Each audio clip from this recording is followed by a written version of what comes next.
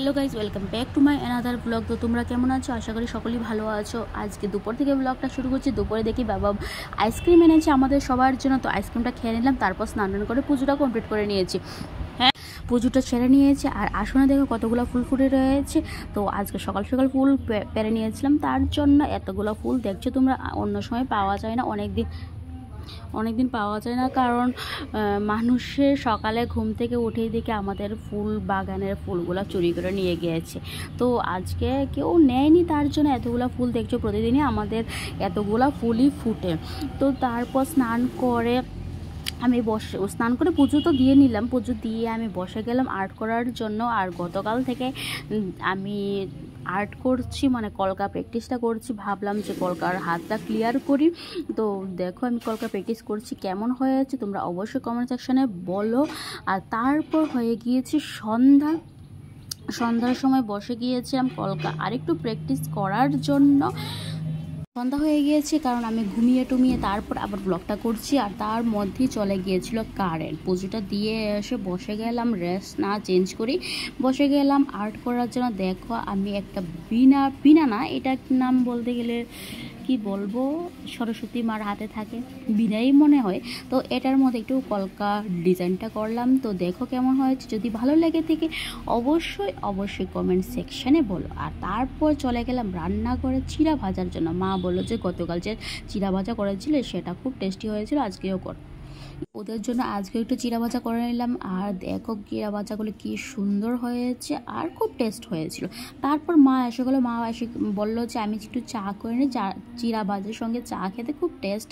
তার জন্য মা একটু চা করে নিল। আর তারপর আমি আজকে যাইনি, আমাদের যে এইখানে কালী মন্দির আছে ওইখানে আজকে কি অনুষ্ঠান ছিল।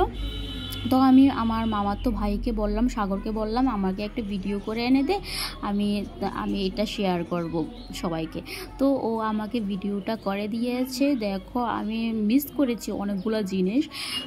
মা তো বসে রয়েছে খুব সুন্দর করে আসনে, মাকে খুব সুন্দর লাগছে। আর এইখানে দেখো ডান্স করছে সবাই, খুব সুন্দর সুন্দর নৃত্য পরিবেশন করছে। এতটা সুন্দর লেগেছে দেখতে, ভিডিওটা দেখি। আর গেলে তো কি বলবো, যেতে পারিনি কিছু একটা কারণের জন্য, কারণ শরীরটা কিছুদিন যাবৎ ভালো ছিল না। তার জন্য ভিডিওটাও এডিট করিনি, ভিডিওটাও তোমাদের সাথে শেয়ার করিনি। কারণ আমার কি বলবো তোমাদেরকে, কিছুদিন যাবৎ গ্যাসের এতটা প্রবলেম হচ্ছিল, তার জন্য আমি ভিডিও করিনি, ভিডিও এডিটও করিনি। যা ভিডিও ছিল মোবাইলে সেটাই আজকে এডিট করছি। এডিট করে তোমাদেরকে দেখাচ্ছি যে কিছুদিন যাবৎ আমি কি করেছিলাম সেটা। তো দেখো কি সুন্দর নৃত্য করছে তারা। আমি সংটা দিতে পারবো না, কারণ কপিরাইট চলে আসবে। তার জন্য আমি সংটা এডিট করে নিয়েছি, এডিট মানে স্টপ করে নিয়েছি, মিউট করে নিয়েছি। তো এখন দেখো না, নৃত্যটা এতটা সুন্দর হয়েছে কি বলবো। আমার সংটা তো তোমরা বুঝতেই পারবে কি নাচমা কি সং, আমি না জানি না। তো এই সংটা দিয়ে তারা নৃত্য করছে, খুব সুন্দর হয়েছে ডান্সটা। আর কি আজকে আমার শরীরটা একটু বেটার ফিল করছি, তার জন্য ভাবলাম যে এডিট করে নিয়ে। অনেকদিন যাবত এডিটও করছি না, ভিডিও দিচ্ছি না, খালি শর্টও ভালো মতো করছি না, দিচ্ছিও না। মন মর্জিও তেমন কিছু ভালো ছিল না, কারণ শরীরটা ভালো না থাকলে তো মন মর্জিও ভালো থাকে না, তার জন্য আমি কিছু করিনি।